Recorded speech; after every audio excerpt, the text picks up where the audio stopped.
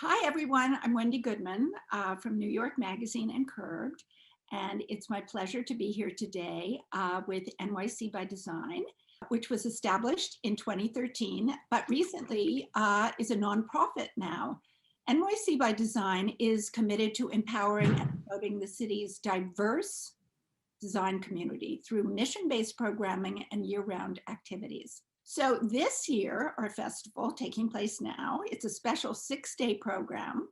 But as we've had a very different kind of year than we've ever known, this celebration takes place in a very safe place, which is inside your computer. So what we're going to do is, this is part of an effort, Self-Guided Journeys, and we're looking at different communities, neighborhoods in New York City where design is thriving and really fascinating. Today we're talking about Long Island City, one of my favorite places. Long Island City is in Queens. It is a borough rich in cultural diversity, and it was really a former manufacturing epicenter. Therefore, it has beautiful buildings, industrial buildings, which are great for studios, for artists. So now the neighborhood is home to a variety of design studios, cultural institutions, incredible restaurants, and green spaces that we need and love. So I'm really excited to be here today with two amazing talents. I'm happy to introduce you to Russell Greenberg. He is the founder of Rux Studios, a company thriving to design a better world with a mission to grow brands that are sustainable, have ethical roots. Rux's first brand, Stick Bulb, is an award-winning lighting brand that makes light from wood by locally sourced materials, including old water towers, my favorite thing, fallen trees, demolished buildings, and sustainably managed forests. Audrey DeMola is the director of public programs at Socrates Sculpture Park. Audrey was born and raised just blocks from Socrates, and she grew up visiting the park a lot. She has taken great joy in planning and managing Socrates' diverse and robust range of free public programs spanning concerts, large-scale festivals, dance, theater. There's all sorts of fantastic stuff that happens there. So I'm thrilled to be with you both today, and let's just dive into how Long Island City actually enhances the things that you love to do in design. So Russell, Stick Bulb has been in Long Island City since 2012. And tell me, why Long Island City? How did you get there? Thank you, Wendy. How Long Island City, how did I get there? Well, at the time, before I was in Long Island City, I had a tiny, super tiny studio on Christie Street. And I was always worried I was gonna get tetanus in there. It didn't feel like it was a really intense place. And I was very excited when I heard about an incubator called NY Designs, New York Designs, which is in Long Island City. And so I moved out there, and they had facilities, wood shops, a lot more space. And Stick Bulb actually was born there from a pile of scrap wood that was in a dumpster that was too beautiful to throw away, in our opinion. And the seeds of Stick Bulb really came out of this idea that the materials we need are all around us, right next to us all the time. So with a little ingenuity and resourcefulness, and inverting the normal way of doing things, rather than looking for something, instead of Googling it, you just walk outside and look for it. You can make something beautiful. So that mentality for my studio started in Long Island City, and it's never left. That's fantastic.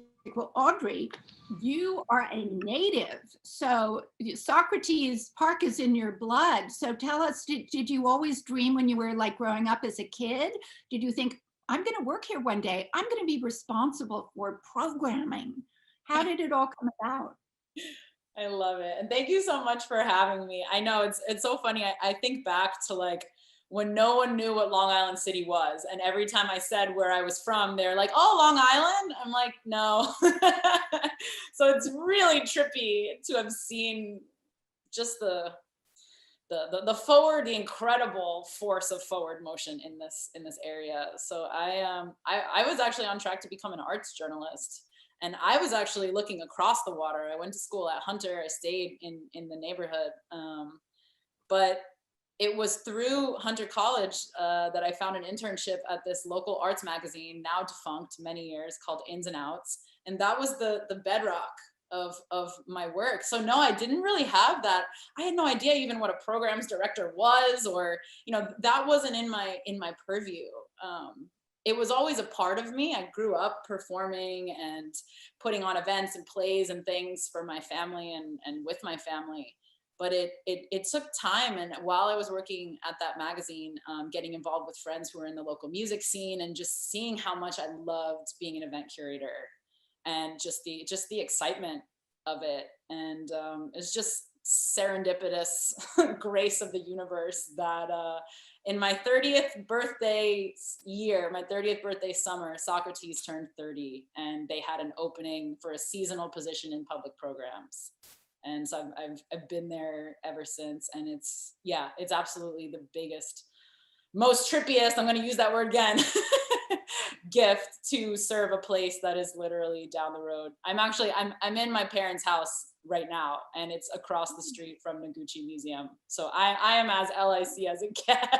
Oh, I'm really jealous. That is fantastic. Well, speaking of your community, let's talk a little bit about how your community and your work sort of, the interaction. I imagine it's a very sort of organic flow back and forth. Yeah, I was thinking about that before we came on. I'm just thinking, like, you can't, even if you wanted to, you can't do this job remotely. You can't do this job from an office. It's all about the people and being on the ground. And so much of it is so guerrilla style and so organic and so by chance. You know, I would be walking around distributing postcards on my bike or on foot, and you see people, you run into people. Even 2 days ago, I was with a friend who found a phone on the street outside Long Island City High School, which is my high school, went inside to return the phone, and I see another colleague there who works for Zone 126, and he's like, I want to talk to you about bringing kids from Astoria houses into the hip hop festival. And I'm like, I wanted to talk to you. So it happens in that way, but also just like, you know, it is the forever renewed challenge of just listening. And for me to just keep returning and returning to this place that literally I've spent my whole life coming to. Like you said, Socrates is in my blood. It's my backyard now. How do I keep seeing that place with fresh new eyes? How do I keep listening? How do I keep having my senses attuned? And it's a practice. Certainly having the strange and bewildering break of pandemic has helped in that, because I see it absolutely new. Well, that's a very interesting point, and a very positive point about the pandemic, how we've all turned inwards, examining everything about our lives and our work and our practices. And, you know, I think Long Island City is such a special place. I'm a born and raised New Yorker. And when I, you know, go into neighborhoods and communities like Long Island City, which I worship because of the authenticity, because of the groundedness of makers creating these incredible spaces and working from these factories, if you will. And Russell, I just think that you must be so constantly inspired by the neighborhood to, you know, the relationships you develop with your work. I mean, I'm sure the neighborhood just keeps feeding you. Absolutely. I mean, this place, I mean, I'm preaching to the choir clearly, but this place is great. And it's one thing I want to just sort of build on what Audrey was saying, is that, you know, as quote unquote far as Long Island City has come in terms of people, you know, getting on board with what it is and not thinking it's like a million miles away or some sort of fictitious place, it still is, for as proximal as it is to the center of Manhattan, one subway stop away from Grand Central, it still is mentally distant for people. And I love that about this place. For me, you know, I live in Manhattan, downtown with my family, got 2 kids. It's awesome, but it's intense. I reverse commute, or used to, at least when the world was normal, to Long Island City. And what's so fascinating to me about Long Island City is it's like this, at least the area that my studio's in, it's like this medieval scale coral reef but you peek your head out of your hole and you look left and you see the Chrysler building and the UN down the street. And then you peek your head right and you see MoMA PS1. And right across the street, you can see the crane right there is like a working steel mill, like the oldest working steel mill in New York City, which this building that we're in now used to be a part of. And so it's just this very simultaneously quaint and intimate, but at the same time, hyper connected and proximal. And it's sort of like that weird paradox that I think energizes this place. And yeah, I'm continually inspired. You could hand me a Q-tip and I would be inspired, but I'm continually inspired by Long Island City and where we're at. And I think it energizes everyone in my studio. Well, one of the things that we're always kind of challenged by, there are pros and cons, of course, always, is the kind of gentrification question, because Long Island City is such a rich place as far as the talent of the diversity of the design talent, but also the architecture, these fantastic old buildings. It's like, I honestly think they are some of the most beautiful architecture ever done in the whole universe, because the beauty of the utilitarian aspects of them and everything else. Talk a little bit about the changes that you've noticed in Long Island City, pros and cons, as far as, what the best case scenario is for designers and design, as far as rents or as far as anything. What's your take on it?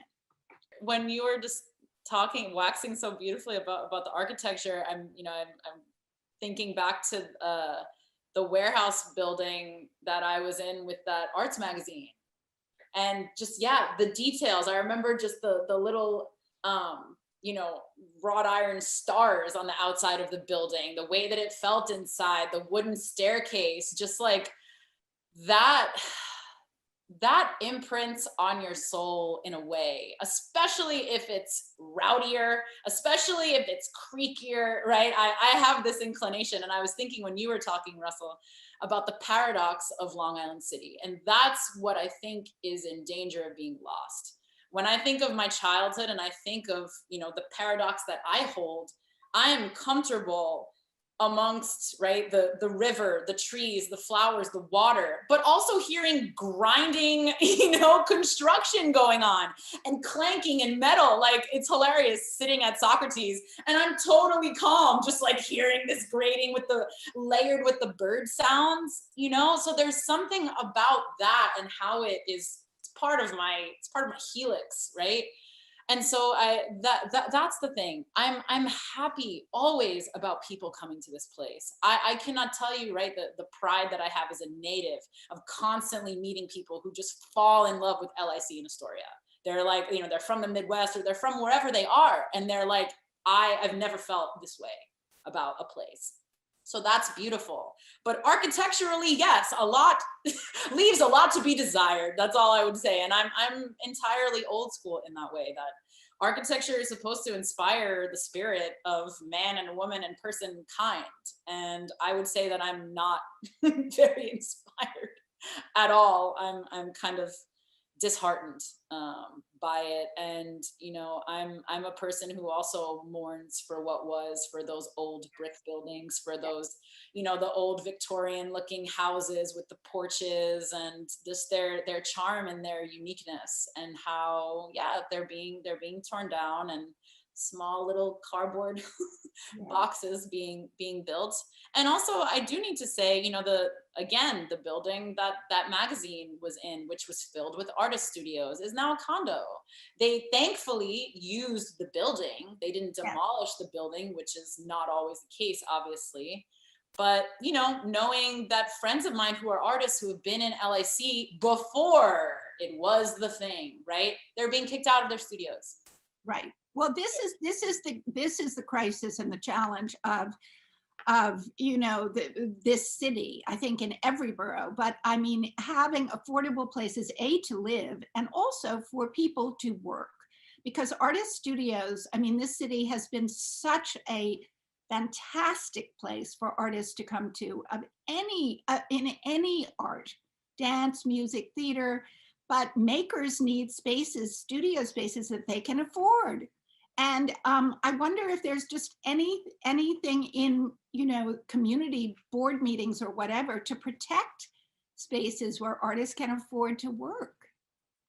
Is that something that you have heard of, Audrey? Or a lot of it comes down to the zoning, I think. I mean, like, I'm living in the valley between two, you know, skyscraper havens, right. and it's a zoning thing.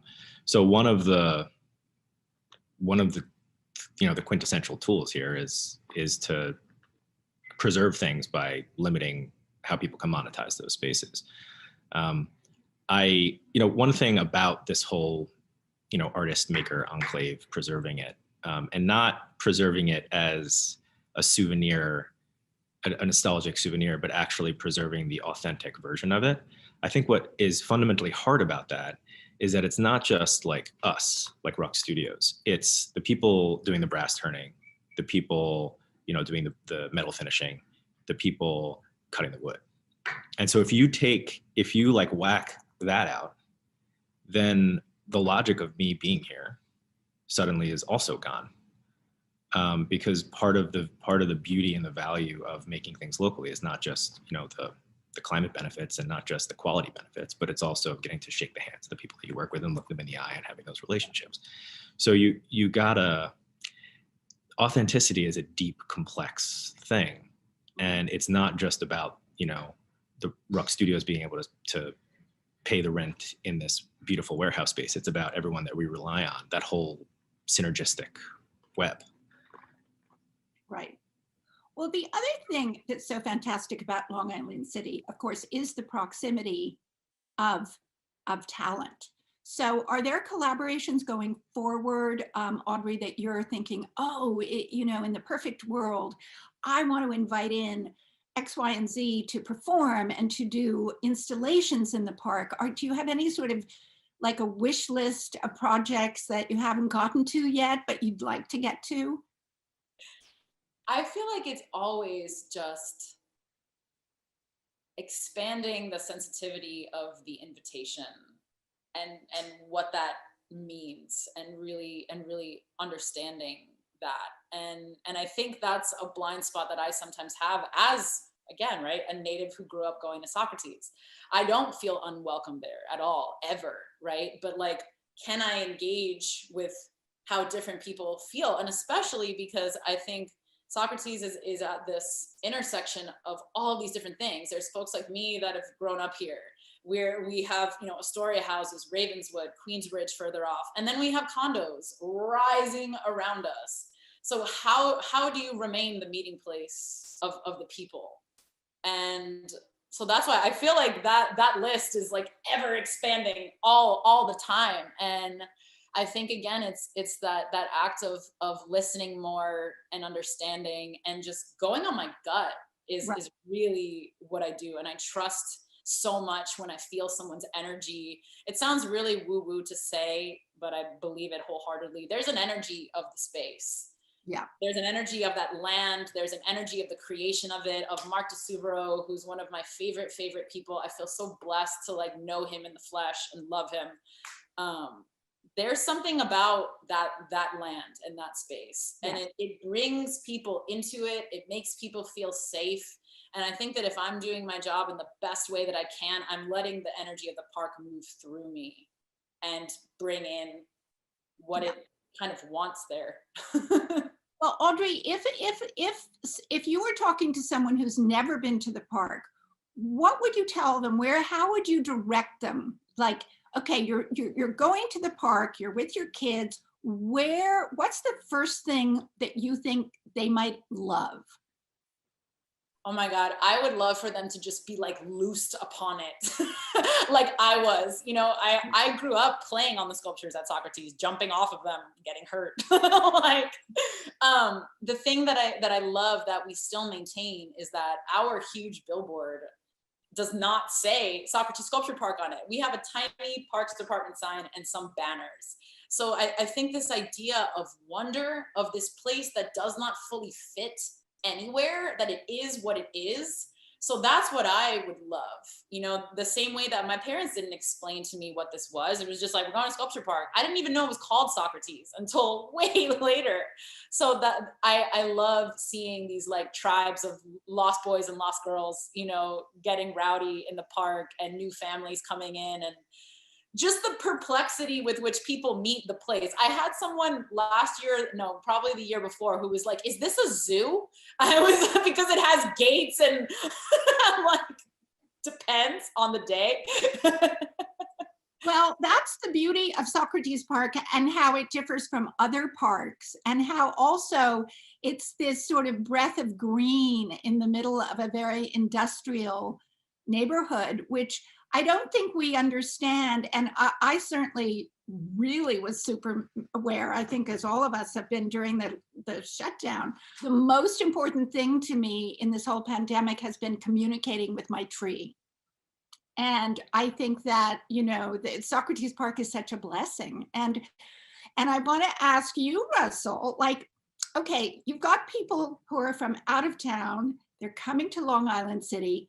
Where are you going to send them? I mean, I want to hear both of your favorite places. Like, where do you get the best, like snacks? Where do we go? Give us a little tour.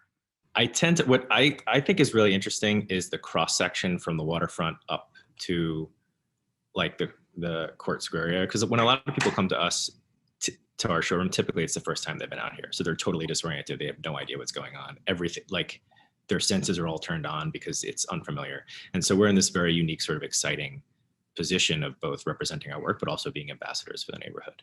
And it's a great joy to be in that position because this place is amazing. So to your point, you know, a lot of people are time strapped when they come out here. So we'll say, you know, to get a really good slice of Long Island City, walk from the waterfront down on 46 Ave, where you get, you know, the Pepsi sign and the view of Manhattan, which is explosive, and, you know, the new version of what Long Island City has to offer. And you walk back and you pass Plaxol, which is like one of the oldest manufacturers out here that does these fascinating thermoforming things. Inside, it literally looks like a Mad Men set. It hasn't changed in God knows how long, right? And you know, you keep walking and you see you get a peek of the canal through the buildings that's cut into the urban fabric. So it's almost like this, it feels almost like Venice mixed with an industrial sort of city. And then that was where Amazon was going to plant themselves. And then you walk further up and you start to smell, you know, the brewery, which is right next door, Fifth Hammer, which is unbelievable. I can't tell you how many times I've been there.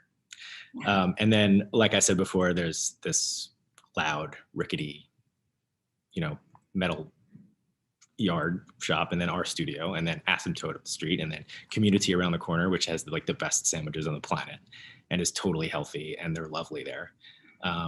So I don't know. I think of 46th Avenue is a really good sort of, I don't know what to call it. I guess like a cliff note. That's so good. And then PS1 is the, you know, all the way at the end of it near Airport Square. So. Well, let's not forget, PS1 is one of the great attractions of New York City. It is. That's phenomenal, yeah. Phenomenal. It's you know, it's celebrating contemporary art, but it's also such a glue in the community because it just is so very conscious of drawing the people in and of being open to so many different aspects of art and design and just life in New York City. It's really a responsive institution, which I think is so incredibly important.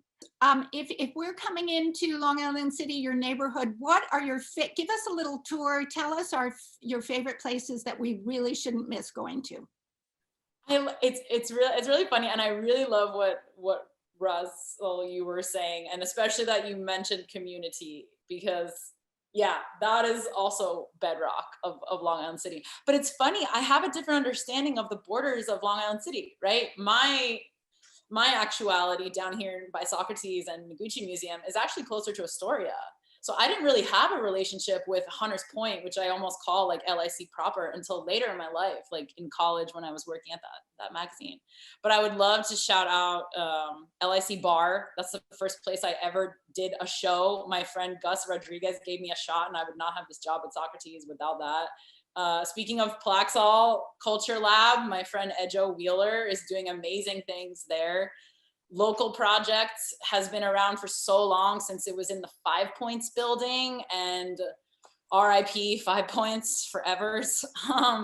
Manducati's Rustica, absolutely. Another friend, Jana. Matted LIC, which is a gallery and shop, Donna and David. It's just like, I'm thinking of all the people that I know, right? I'm thinking of my friends. But I would also shout out my favorite pizza in all of New York City and Queens. This is a contentious topic. Is a Samaria Pizza, which for my entire life has been in the plaza where Bel Air Diner is on 21st Street and Broadway. God bless them. I love that pizza forever. And I would also say the Cove, which is the beach right next to Socrates, is exceedingly special and also talking to me a lot. And so it's just been on my lips all the time now, especially since last year. It's had a special place in my life, but increasingly so. So now I really include that as part of Socrates, and seeing and feeling that. And I would also say, Welling Court, the murals that are still left over from that, and just kind of wandering through those spaces. I think getting the real feeling of LIC is finding those pockets that are wild and organic and beautiful, but also industrial and also rowdy and rough, because that's the Socrates that I grew up in. It was a rowdy, rough, wild, and beautiful place. And as you can see, it's still in my being. It's still in my personhood. It showed me that it is absolutely wonderful and beautiful to be wild and rowdy and rough. And I think that's, at the end of the day, what LIC shows me, that there's a place for these kind of visions. There's a reason why Mark Tesuvero was here, Isamu Noguchi was here, to make these, to not just make an oasis out of this place, but to work with it. Like you were saying, Russell, they were here using these materials, using the glass and the stone and the marble. It was all around them. So to be porous to the landscape, I think I would say. And it's a little bit too far out. I think it's in Astoria, but the Triborough Bridge is one of my favorite things in this area. So I would take people over that way too. Nice, that's beautiful. Thank you so much. Russell, this is maybe an unfair question, but do you think, that very organic way that you started Stick Bulb and collecting wood and collecting recycled material, do you think you could do it today? Are the resources there to do something like that today? Yeah, we're doing it. Redefining beauty is something that it incorporates the careful aesthetic intention of the flows of those materials and that energy is, I think, what designers need to be doing. And so this idea of, can you do it today in Long Island City? The answer is hell yeah, you can do it anywhere. And we should be doing it everywhere. Well, what you're saying is so valuable, because it's like we don't have to look further than our backyard, really, if we can be really industrious and sort of inventive. And I think, Audrey, also, the value of Socrates always, but especially in this year that we've experienced, is just invaluable. And it just shows that, Socrates maybe could be a model perhaps for other areas and other cities that just think, oh, we don't have a green space. Well, you actually could have a green space, maybe different, on a different scale, but a place that, the beauty of living in any city is the diversity and the ability to have your neighbors and talk to them and share ideas and share design. So I think that Long Island City, in the end of the day, is like one of these fantastic models that other people could really learn from. And you both contribute so much to the beauty and the value. So it's been my absolute honor to talk with both of you. It's been a absolute pleasure. And I have to thank NYC by Design. What a wonderful institution and thing it is, and just to continue the good work.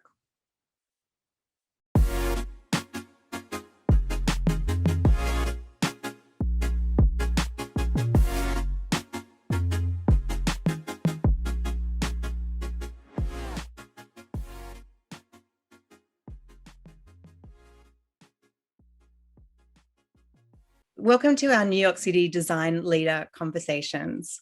This conversation is one of a series of 6 taking place as part of Design Days, which is a 6-day festival that celebrates New York City as a creative capital of design. Today's conversation is focused on graphics and branding and the power of this design medium to build communities, bring about renewal, and inspire positive social change. My name is Elissa Black, and I'm the Executive Director of NYC by Design, tuning in today from Brooklyn, New York. New York City by Design is a newly minted nonprofit organization, but we've been around since 2013, nurturing and creating opportunities for all of New York City's design professions, people, events, and related industries. We represent the design community at large and in its broadest sense, right across all the design professions, from architects, interiors, furniture, and product designers, textile designers, digital, graphic, and tech designers. We also represent design, creative, adjacent enterprises such as makers, manufacturers, suppliers, and design districts, alongside the city's design-leaning cultural and academic institutions. At NYCxDESIGN by Design, we have a year-round program that celebrates and educates about design, brings new and equitable opportunities to the design profession of New York City, and we seek to encourage our city's young adults to become the city's designers of tomorrow. Today, I'm delighted to welcome 2 of New York City's leading graphic designers and brand creatives. They've been doing fantastic work in the city, bringing their creativity, design thinking, and artistry to bear in support of our communities and inspiring us all about the possibilities of design. Welcome to John Key, partner and co-founder of NYCxDESIGN, a Brooklyn-based graphic design studio that collaborates with arts and cultural institutions, commercial enterprises, and nonprofits in North America and the Middle East. And they tell powerful stories through visual systems and impactful designs. Welcome also to Greg Mihalko. He's the designer and co-founder of Partner and Partners, which is a design studio located in New York, which focuses on interactive print, exhibition, and identity work with clients and collaborators in art, architecture, public space, and activism. Welcome to you both. So I'd like to start off with asking you, Greg and John, about your projects and who you are as designers. And I'm going to start with you, John. You're an artist, designer, and a writer whose work is informed by heritage, identity, and culture. At NYCxDESIGN, you said that graphic design can be a tool for amplifying and empowering stories, shaping and communicating identities, and allowing authentic narratives to re-emerge. Can you tell us a little bit about your work as a designer and how your projects embody those things, John? Absolutely. Thank you so much for having us. I'm very excited to be here. So again, my name is John Key. I'm originally from Sill, Alabama, and that's where I first learned about art, at the kitchen table doing arts and crafts with my twin.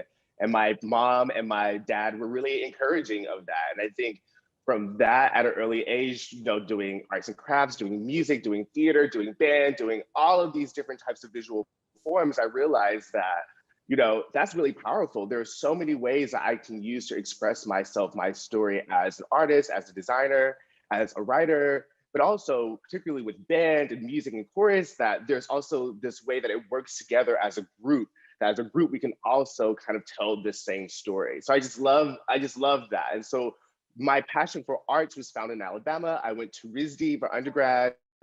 And that's when I started to really question, what does it mean to be a graphic designer? What does it mean to be a Black graphic designer? What does it mean to be a queer graphic designer? What does it mean to be a designer from the South? Like, do any of these things matter? How does it show up in my work? And I think also I was meeting at this time, in school, in classes, like none of my lectures were showing any work of people that looked like me.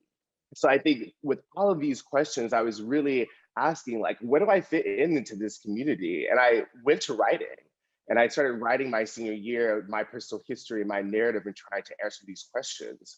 And these questions really are the same questions that I'm asking today and still trying to answer. And I think through my work as a designer, as an educator, as a writer, as obviously running a graphic design studio, those are the questions that we're trying to figure out. Like, what are the different voices and instances that graphic design can show up, and how does it show up in different communities and spaces? My partner, Wael Morkos, is from Beirut, Lebanon.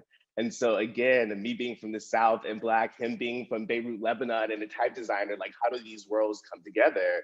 And how do we actually, collaborate to make work? And I think one of the things that really congeals our practice is this idea of, one, storytelling through visual form, two, like this love for arts and culture and kind of archiving our voices in our communities, and three, using our skills to make space for other people that look like us. And I think that can show up in so many different ways. That's very powerful. Thank you, John. And Greg, you're a multidisciplinary designer at Partner and Partners, which is worker owned, and you prioritize projects and groups that are focused on social, economic, and environmental justice. And the graphic design work of your group has sometimes been described as a fundamentally activist endeavor. Can you tell us a little bit more about the graphic design work of Partner and Partners and some of your projects? Yeah, likewise. Thanks for having me. And John, it's great to be here with you as well. Yeah, I mean, I think our work is not always, fundamentally activist, but I think that that's a lens that we tend to sort of like approach a lot of our work with. Similarly, I think that we're very aware and attuned to the kind of marginalized communities that don't really have voices in our political economy and our world right now.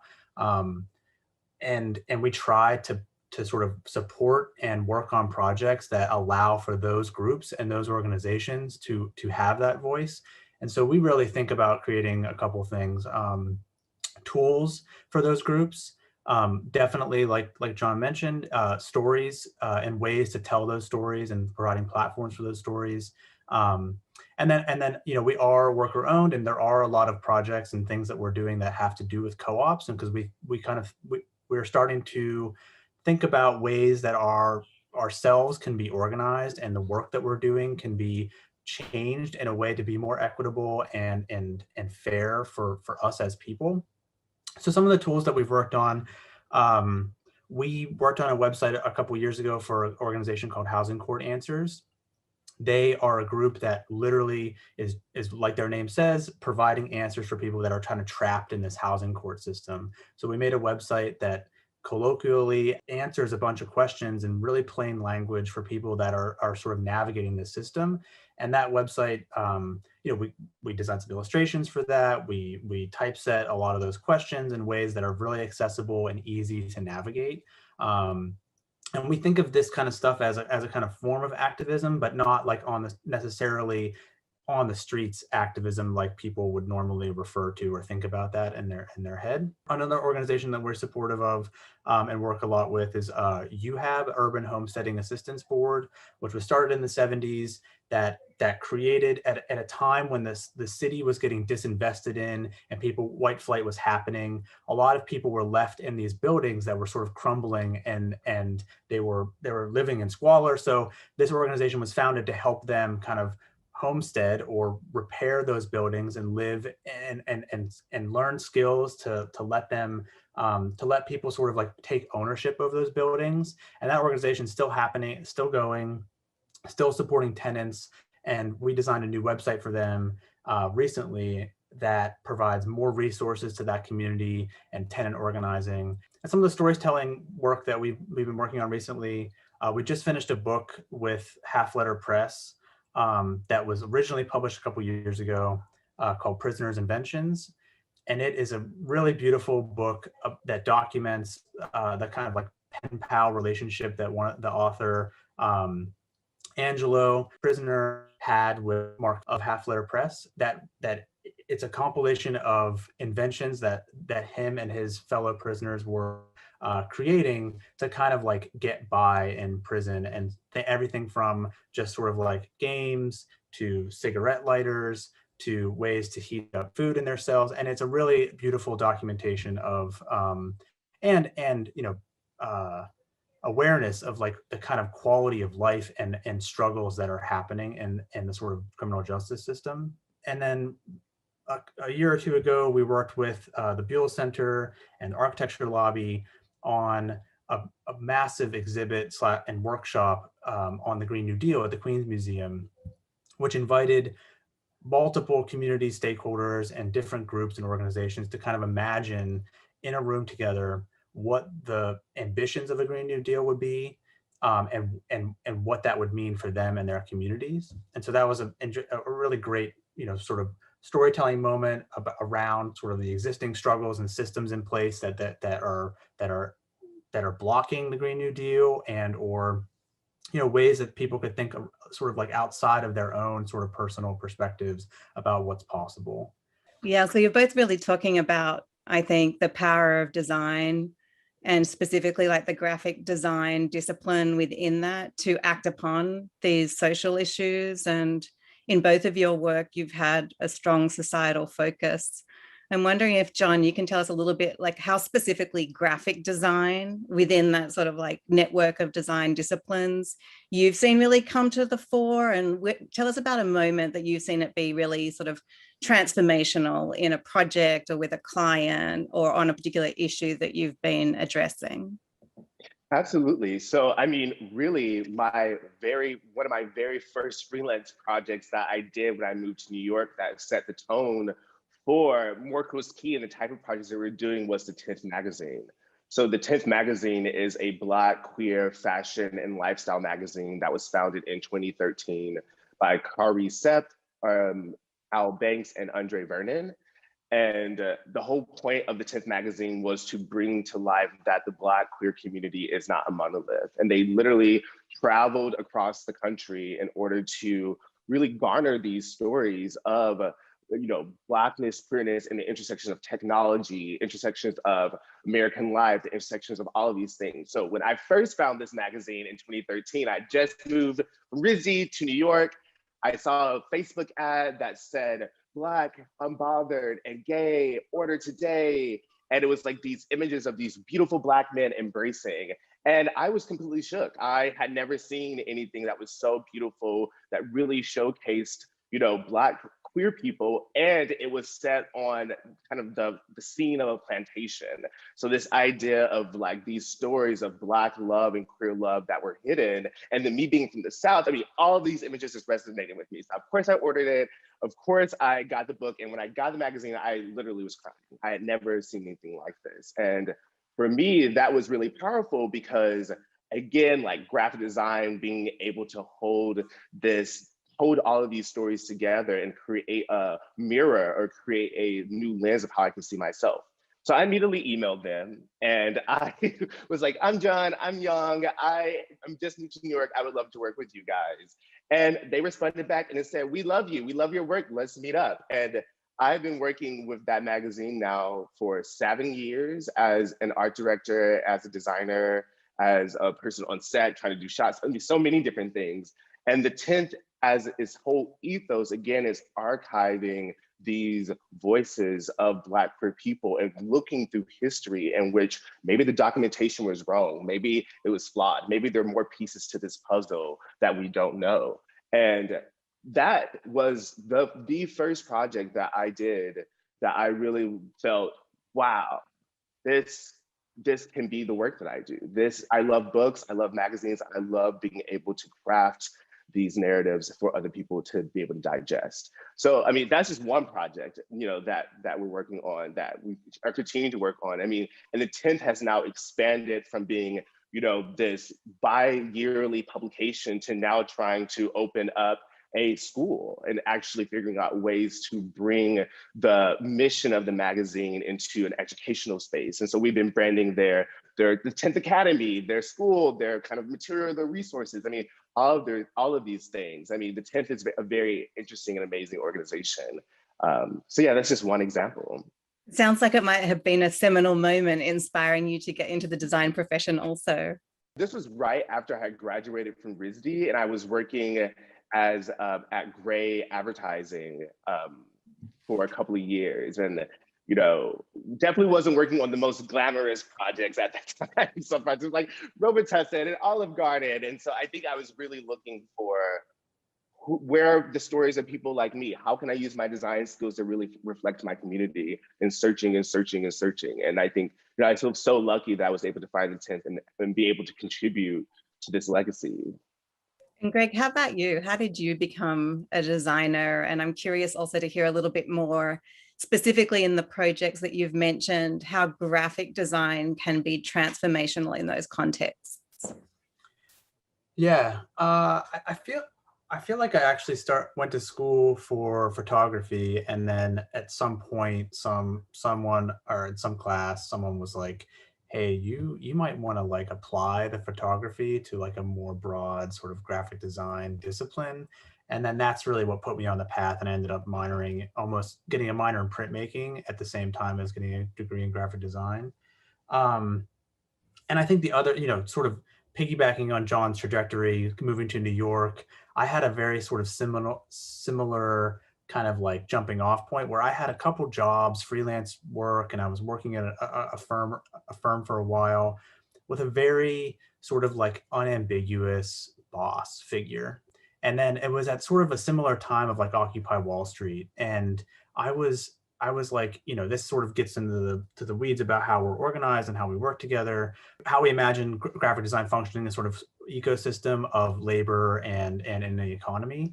So, when I was visiting Zuccotti Park and thinking about and looking at all of the ways that people were organizing and the sort of signs and materials that they were producing, zines, I was like, wow, this is awesome. I love the spontaneity of this work. I love the way that this work comes about and how people decide on it happening. And I was like, maybe there's another way for me to work. Maybe there's another type of studio that we could run in this world. And so that's kind of where Partner and Partners was sort of like how it started to come to be. And I think, unfortunately, there's quite a bit of a tension between feeling like me as a graphic designer is going to change the world, because I think a lot of other things need to come together as a kind of collective vision for social change. I actually don't think that graphic design in and of itself has the ability to change the world. I think graphic design alongside movements and people that have the desire to change the world can change the world. But I think that there's, one of the things that you were writing and the prompts, like COVID really did expose a lot of the things that are vulnerable in our system. And I think one of the things that I was noticing is there was this kind of like gut reaction about how impotent we kind of feel as designers and artists in this moment of social transformation. And, so people were producing really nicely typeset graphics to post on Instagram and to share with each other. But, there's a sort of line in the sand between the people that are going to typeset those graphics and people that are going to get in the street and struggle with the other people that are in the movements that are actually like on the ground trying to change the world. So I think for us in our work, again, we really try to focus on partnering and working with the organizations and people that are making those best efforts and trying to transform and imagine another world. We're organized in a way that we're it's funny the way that we talk about it. We're all on the same page in a way that like I haven't really experienced in my professional life. And it's a sort of like a utopia. And I think John probably experiences the same thing. When you're in this zone with your partners, where you're working on the stuff that you feel like matters, where you're organized in a way that like you understand each other and there's no sort of exploitation of each other or working yourselves to the bone, and you're imagining through your work, through your design work and the messages and the content that you're working with, what else is possible, and you're painting a picture with that through the projects.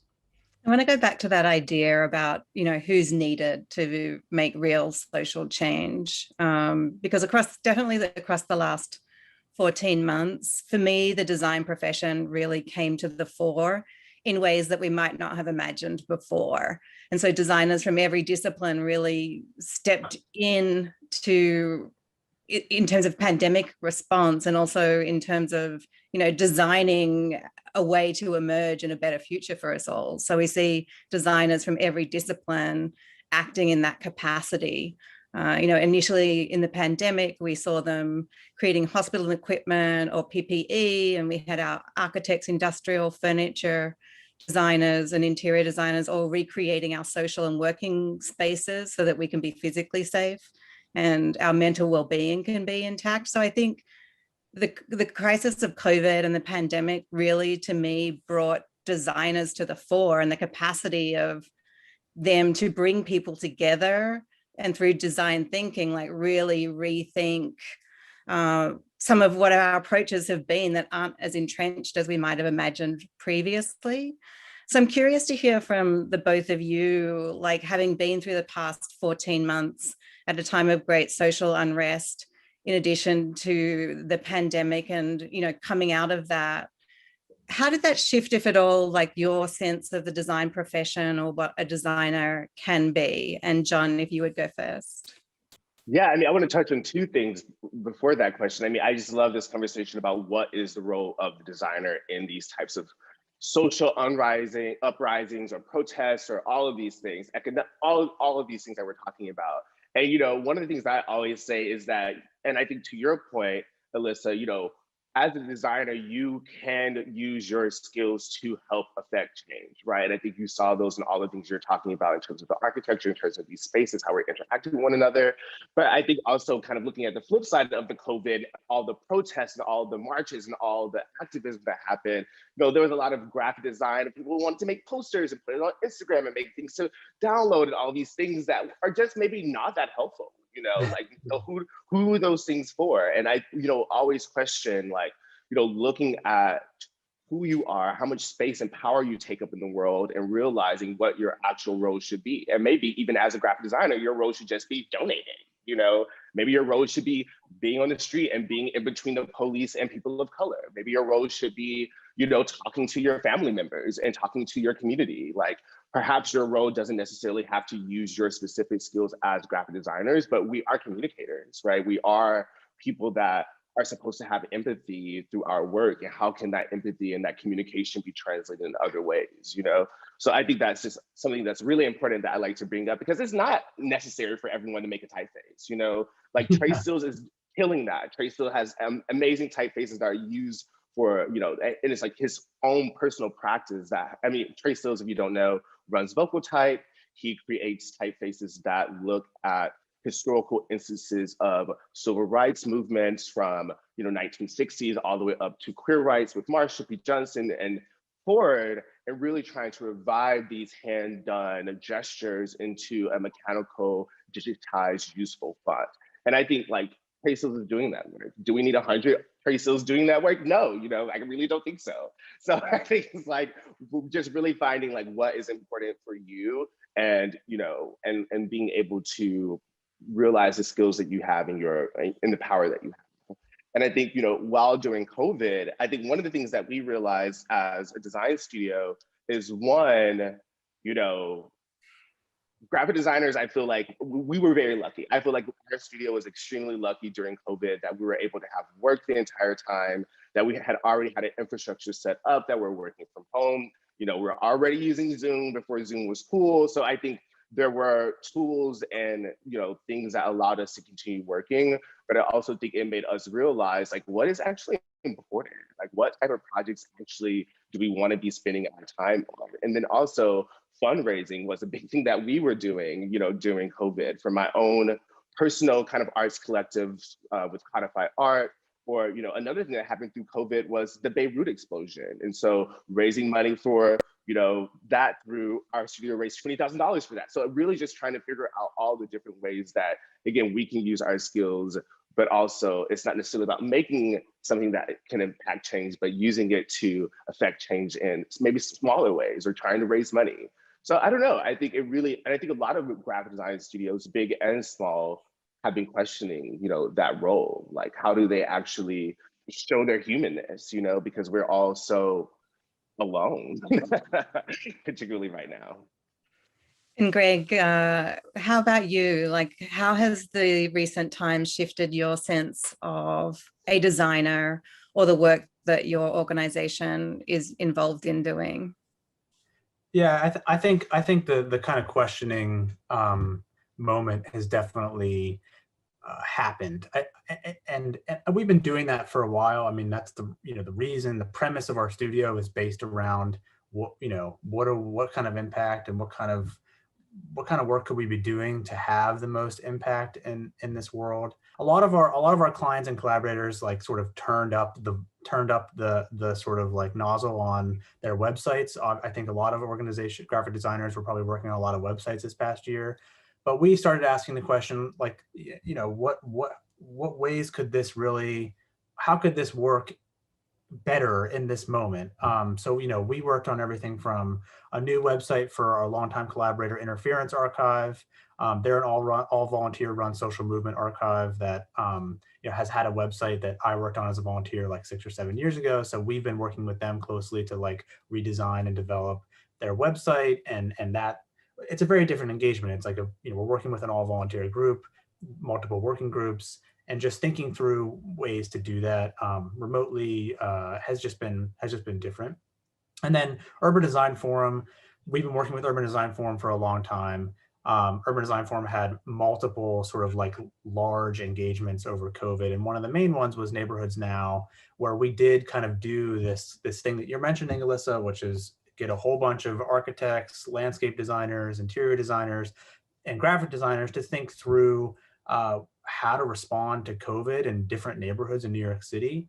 And so, our contribution was mainly on the graphic design part, but also sort of like, we live in these neighborhoods. And so it's not like we're devoid of thinking about, what these spaces or things outside can look like as well. So it was a really great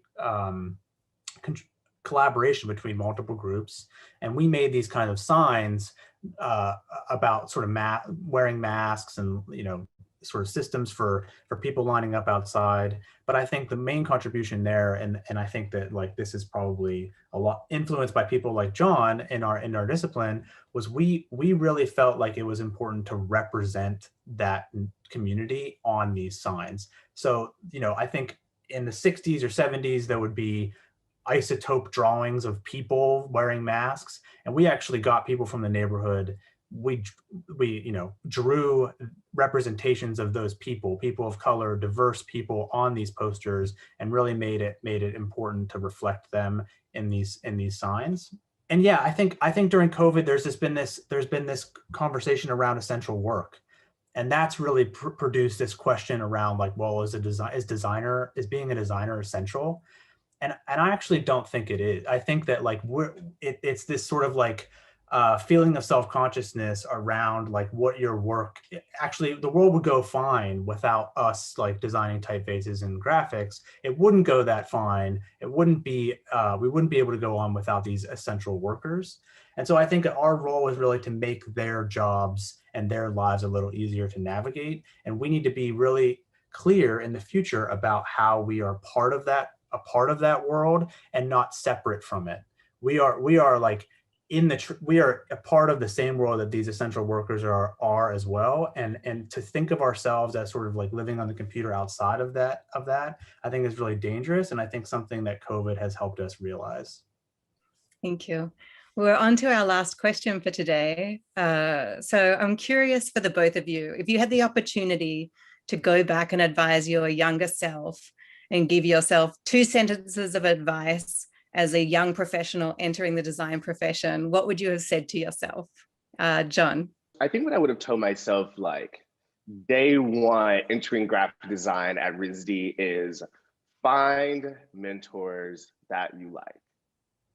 Find people that you can talk to about your work, that can support your work, that you can have conversations about, and that mentors doesn't have to be old famous people. It can be your peers, it can be your friends, it can be whoever. But I think I waited a little bit too long for that, and like was trying to, I felt like I was like answering a lot of these questions by myself. And really, day one, when I found my community by the end of RISD, it was amazing. But I think day one, I think it's just, really seeking that support and those people to have conversations with, because that's the most important thing as a graphic designer, I think, is being able to have a community of people to talk to about your work and to bounce ideas off of and to get feedback on. Like, no one is making good work by themselves. How about you, Greg? What advice would you have given your younger self? The first thing I would say is that no client or project is important enough to risk your health or well-being for. So like, if you're feeling like you're worked to the bone and you need to stay up all night, like, that's actually not real and you shouldn't worry about that. And the second thing is, not every project is going to be your favorite, and you're not going to blow the design profession or like the industry away with every single thing that you do. So save your energy and your stress, and there's always something important to learn from each project, and there's just wait till the next opportunity. Well, thank you both for joining us for our design leader conversation on graphic design. I hope you'll check out our other Design Days events happening during this 6-day festival, and thank you for joining us.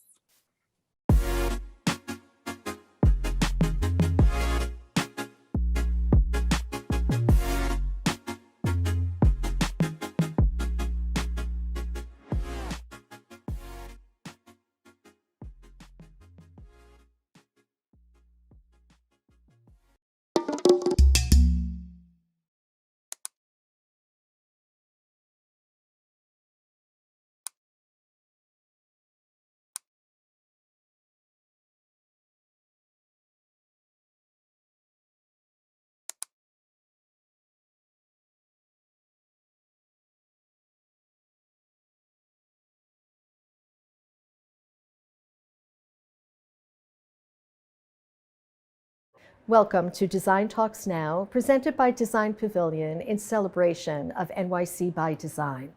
We thank DesignTV by SANDOW for hosting us. We're here today with the heads of departments from the New York City design schools, Pratt Institute, Parsons, the New School of Design, Fashion Institute of Technology, and the School of Visual Arts. We'll discuss the pivot each school made due to COVID, and will place an emphasis on the results. Many lessons were learned through teaching under abnormal circumstances. But what were the human aspects of these innovations? And what were the winning design solutions for teaching design? We're joined by Carmita Sanjas-Fung. Carmita has worked in the interior design and architecture industry for over 25 years. She's the chairperson of the Interior Design Program at FIT. She has a bachelor's degree in architecture and a master's degree in curriculum development and instructional technology.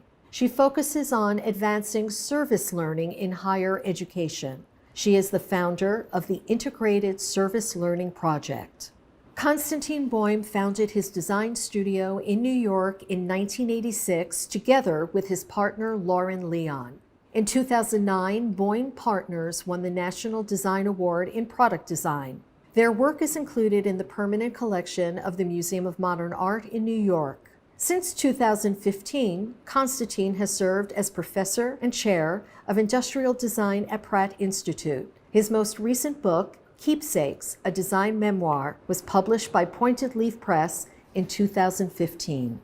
Preeti Gopinath is associate professor and the founding director of the newly launched Textiles MFA program at Parsons, working closely with design visionary Lee Edelcourt and focusing on design, sustainability, and materiality.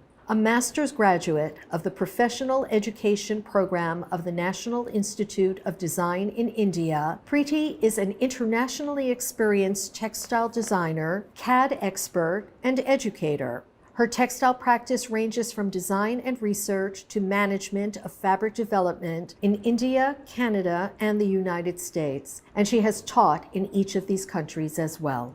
Alan Chochinov is the founding chair of the MFA in Products of Design graduate program at the School of Visual Arts and a partner of Core 77, the design network, since 1995. Alan lectures at professional conferences and has been a speaker and guest critic at schools including MIT, Yale School of Management, Columbia School of Business, the Royal Melbourne Institute of Technology, and Carnegie Mellon. He has moderated and led workshops and symposia at the Aspen Design Conference and the Rockefeller Center at Bellagio.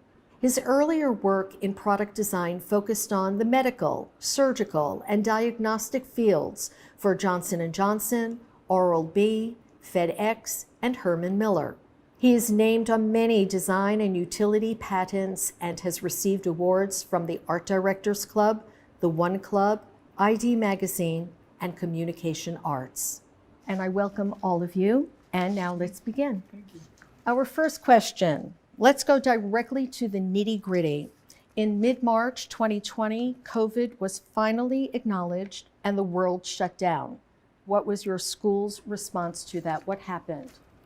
Well, the school shut down. That was the big start. We imagined it would be a week, 2 weeks, or 3 weeks. Haha, right?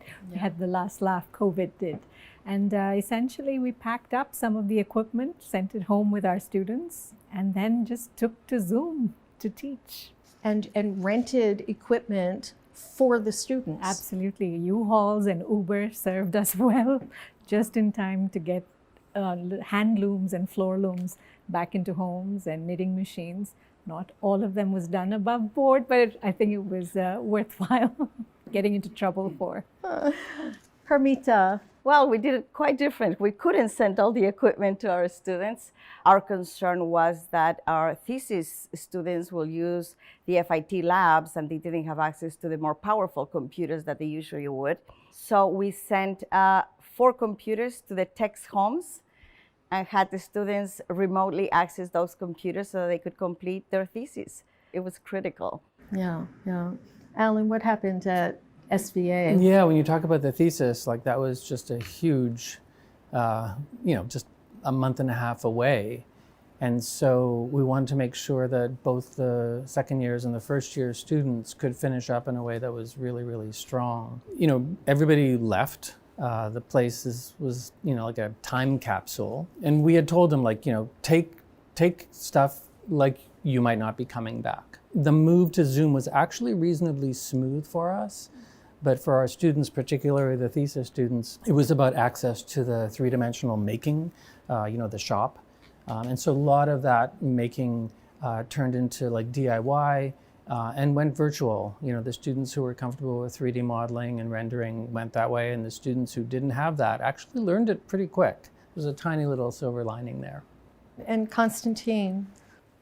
Well, I'll dare say that Pratt Institute probably had the biggest challenge as compared to the schools of my colleagues here. You see, Pratt Institute, and specifically our Department of Industrial Design, is a school of making. Students are makers.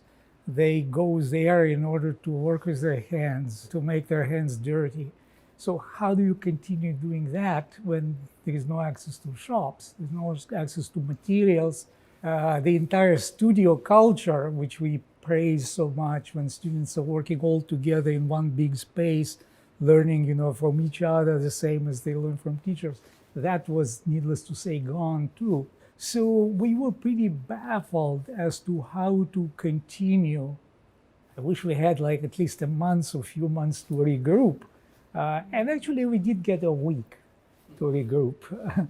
And that week we had to still think very hard and kind of move the program into different setup, into different system. And yes, there are some interesting results. Well, how do you actually teach virtually a hands-on skill? This is a very good question, and that was really sort of the gist of the problem which was in front of us. The problem was also to be sure that those students who have access to campus, like for instance now when we're in the hybrid mode, have the parity with the students who are abroad and who do not have access to campus and to shops. So they don't feel like they're second-rate citizens and ensuring an equitable experiences. So this kind of equity generated a new approach to various skills and processes. Like for instance, give you an example, the workshop on casting traditionally was done with plaster or with some kind of a resin. Obviously, there's no access to plaster for kids who work from their parents' bedrooms. Chocolate molds? Yes. So Really? we're casting out of chocolate. Wow. And it's somewhat different, yet the process is essentially the same. And they But those learn models are as gone, much. right? They're And their models are gone. Yeah. Yes, exactly. But similar to what you were saying, Constantine, we're also a making studio. It's 100% making. The shift to Zoom was an idea rather than an actual event, because they still had to make with their hands. The good thing that we found was that the entire program was based on let the material and the making tell you what it's going to become. So whatever they had was informed by whatever they could make in the given time, given space, wherever they were. There was no end product predetermined. So the making became the object, and it was beautiful. Eventually they had installations that we waited till September till we could actually put up. The one thing that I would say is that the way presentations happened really shifted dramatically. We lost the studio culture and everyone was really sad about it. But the way presentations happened was so much more intimate on Zoom.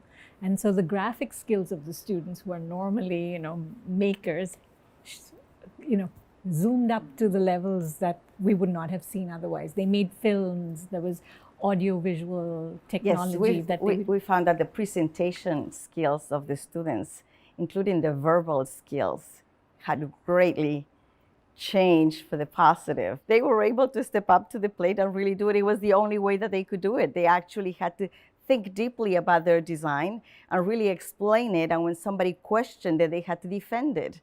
And they were able to do that because they had really been given deeper thought to the design, I think. Alan, I believe that's a big part of your program also.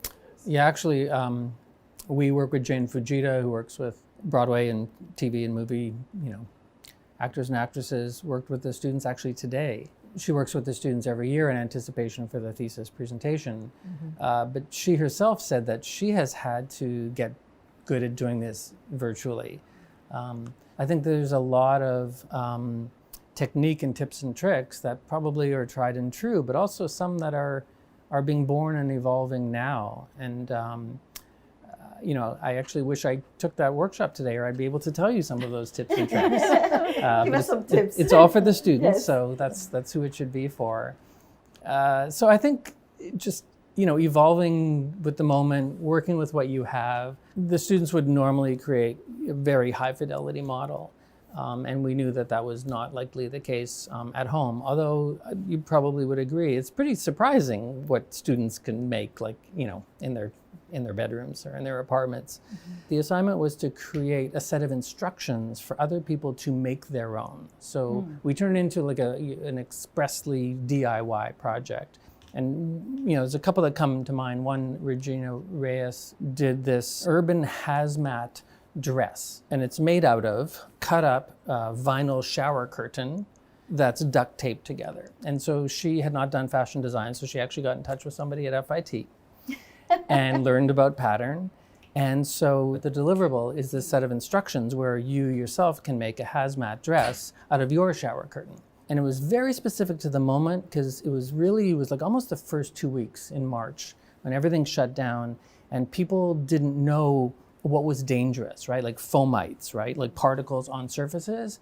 And people were freaking out that if they went out wearing clothes, that they should come back and change the clothes before they touched their kids, for example. Yes. And so, I wouldn't say it was an irrational moment, but it was a kind of a desperate moment. Mm-hmm. So there was like this perfect marriage of this DIY project that seemed like, speculative and futurist, but seemed also perfect for that moment.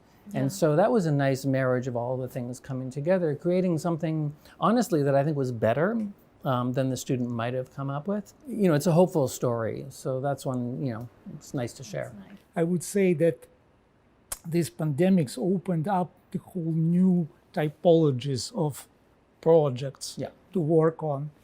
The projects of hygiene, the projects of personal protection, of communication, the distance. And these were not just some academic projects, ideas. They had a certain urgency. Students knew it with their own sort of blood and feeling. And that was a very strong moment of teaching those classes. Yeah. I think, don't you remember though, we all had to deal with the emotional aspect Oh my of the goodness. shutdown Still. as much, Yeah. right? I think that's such a huge component. We almost don't give it the weight because that's the thing that we carry with us, I think, as heaviness from the year. Because I remember we had 2 weeks, there was spring break came on quickly, and then faculty were given an extra week to figure out that famous word pivoting, right? If you hear that word pivot again, my goodness, you know you're talking COVID years. So when we were figuring out what is going to happen next, I think I focused really on caring for the emotional well-being of those students who were stressed.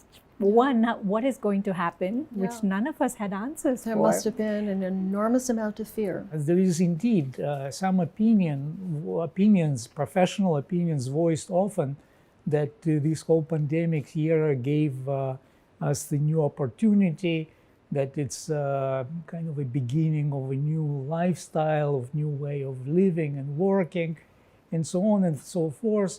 But the truth of the matter, nobody asked for that opportunity. It was, one of the largest environmental and social disasters probably of the last half a century. And the Or more. idea was of adaptation, of adapting to the situation and trying to make the best.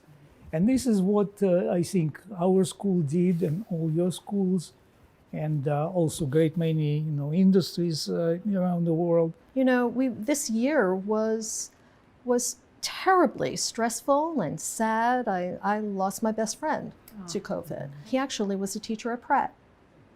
Yeah, an architect. And it was a most horrible year, but some innovations have come out of it. Absolutely. And the students have really risen to the occasion.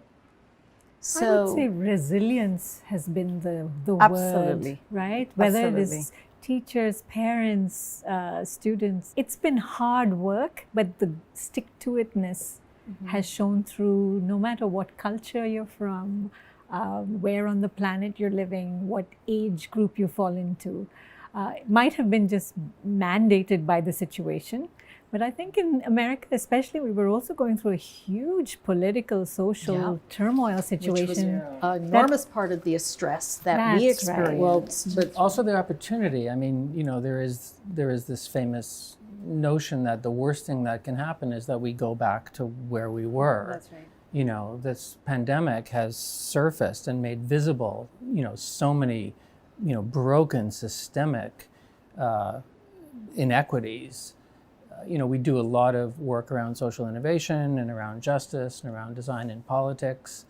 And I think that this was an opportunity for the students to see so much of what was broken laid bare. That, if they ever wondered why we were spending so much time on these subjects in design school, I think it was pretty clear that everything, every system is designed and most systems are completely broken. And I think students were involved in the political movements of the day, making the choice to go to a rally or making a choice to go and protest, wondering about their safety, checking in with the faculty, saying, is it okay, especially as an international student, to head out and be a part of that? Just feeling solidarity for the country they're in for a couple of years. It's also very reassuring that the young people are still the idealists of the world, and we get to work with them. I think that it gave everyone a pause, and it allowed us to think and take a deep breath on what we were looking. And it wasn't pretty, but it taught us quite a bit. And I think it taught the students quite a bit.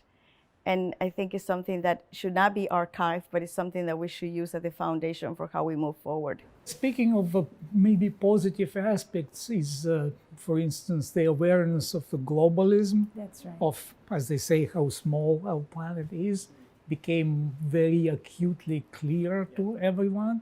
When the teacher gives a class and some of the students are in Brooklyn, some in China, some in Japan, in Thailand, all in the same group, and they all communicate in real time, that's pretty damn impressive.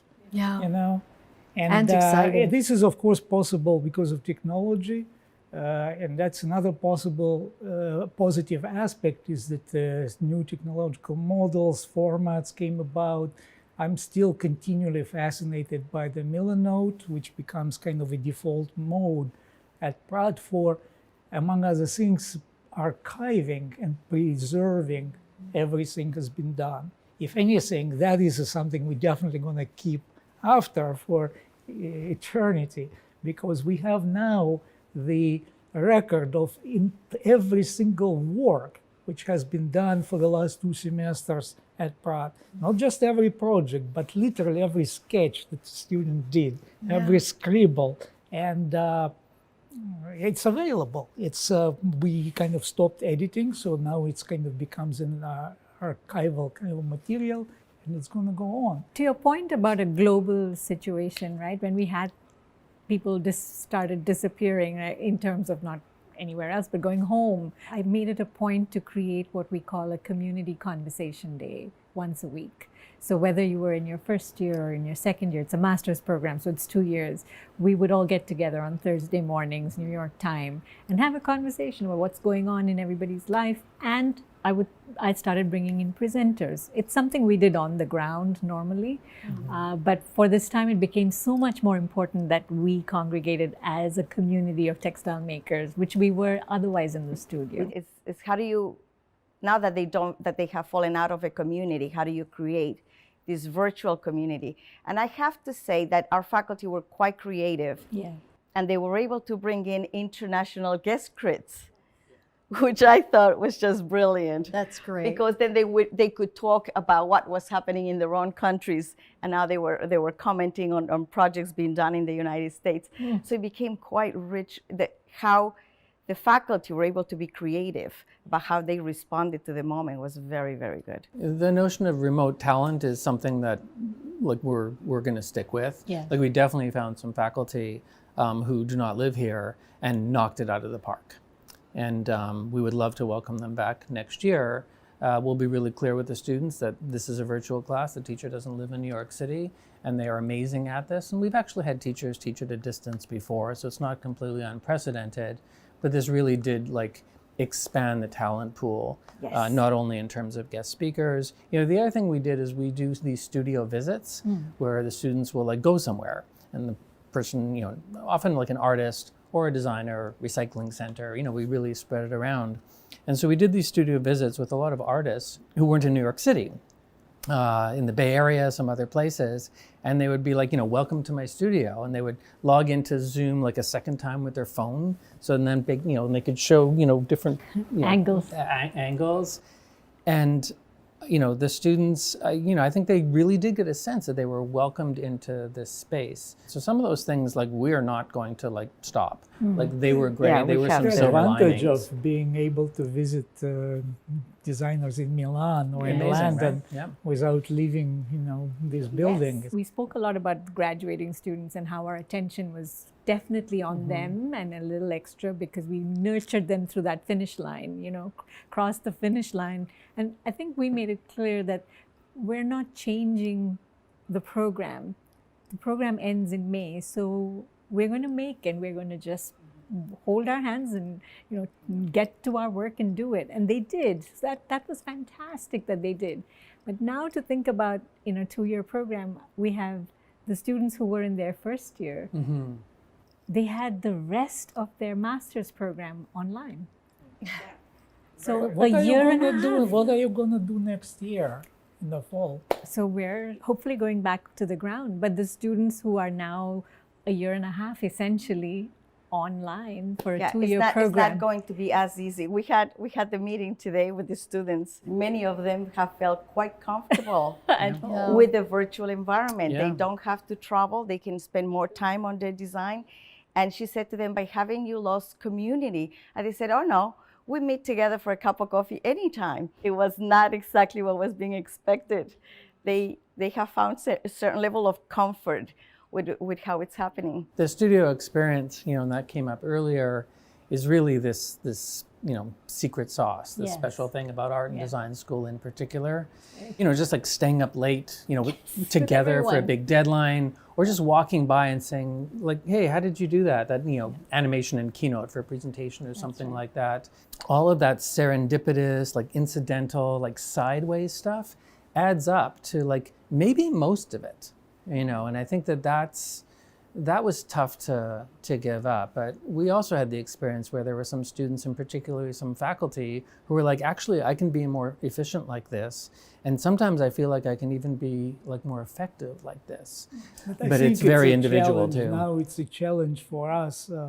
Once the situation truly settles down, and also with the foreign students, travel ban, etc., to almost do the opposite what we did 2 years ago. To get back to in. convince them to get back in. I I don't know don't care how if we it's will more convince convenient them. for them to stay home and teach, because this is the design, and design education particularly is a social activity. social thing. And Yes. it has to remain like that. Potentially the kind of work that a student would have otherwise done had to change because their access to equipment and studio and material just was different.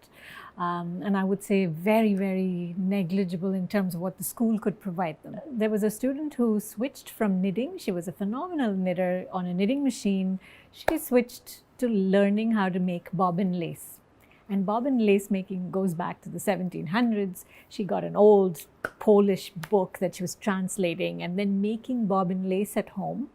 And then she converted it into bobbin lace with EL wire, which is electroluminescent wire, right? So she's making these giant installations with an old grandma's lace making technique and a complete hybrid product of the times, preserving a craft and producing something so new for That's the times phenomenal. we're living in. And all exhibits went virtual, right?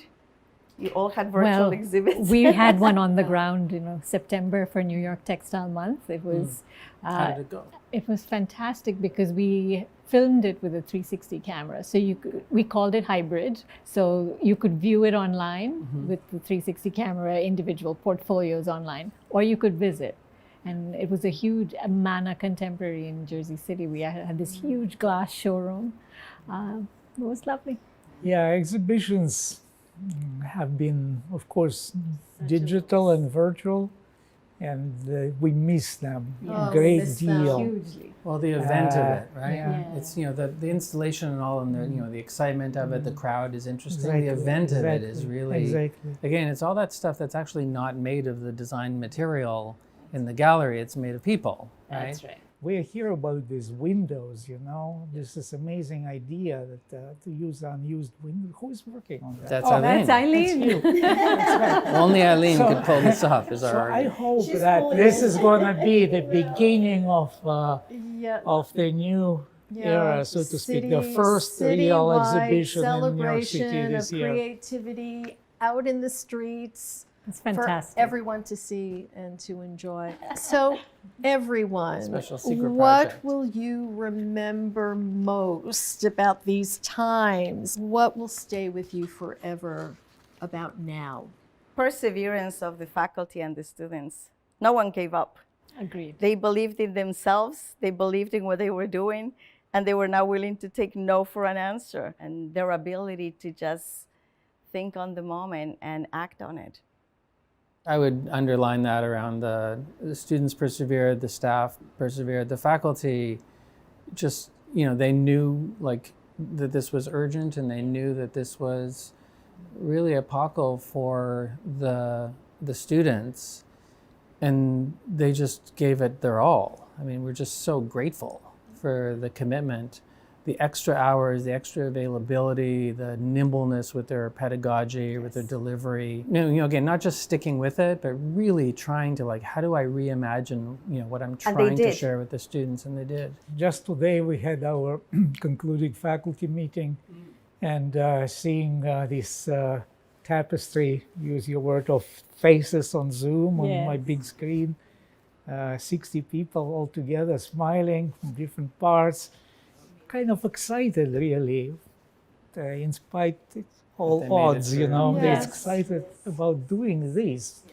educating, something we all love doing, and that remained. I think it's That's a good memory. spectacular, right? That not one faculty member said, no, I cannot. Not one. It was always outward looking at the students. Nobody ever complained, that I have childcare issues. They all did. Yes. But not one complaint. They just showed up and did it. That's That's an expression of love. I think it was Khalil Gibran who said, right? Work is love made visible. I mean, faculty and staff. The resilience of everybody has been so remarkable. There was some great knowledge sharing. So we'd had the faculty who were really forced to be online with no preparation last March, work with the fall faculty that coming September over the summer to talk to them about some of what they learned, tips and tricks, do's and don'ts, that kind of thing. And then we had the fall faculty sort of pay it forward with some knowledge exchange with the next faculty for the spring semester. So the faculty were also really, really generous in terms of helping each other. That's right. There's Education became no, customized to the individual student. There's no single solution That here. was amazing. Bespoke education. It's really what it became. And so I think it became very familial. And it was not a dependency, the institution will take care of us. I think everybody stepped up as individuals and took care of their communities. As an observer, I'm really impressed and touched by the compassion that you all show. Compassion for your students, compassion for your faculty, compassion for the work itself and the desire to make it as good as possible and to give the best that you can. Thank you so much, Ellen and Carmita and Constantine and Preeti, for your insights, for your wonderful conversation, and for your time. It has certainly been a crazy year, and it continues to be, but we push forward in unexpected ways. Collaboration led to accomplishment and a great microcosm of teacher-student relations that can be translated to any mentor situation. A conscious rethinking of projects to help create equality for all students, which can also be translated to other work environments. And through it all, we're witnessing the creative human spirit, a new sense of globalization, and the wisdom and mindfulness developed through crisis. So thank you all for joining us, and please stay safe and stay smart. The end.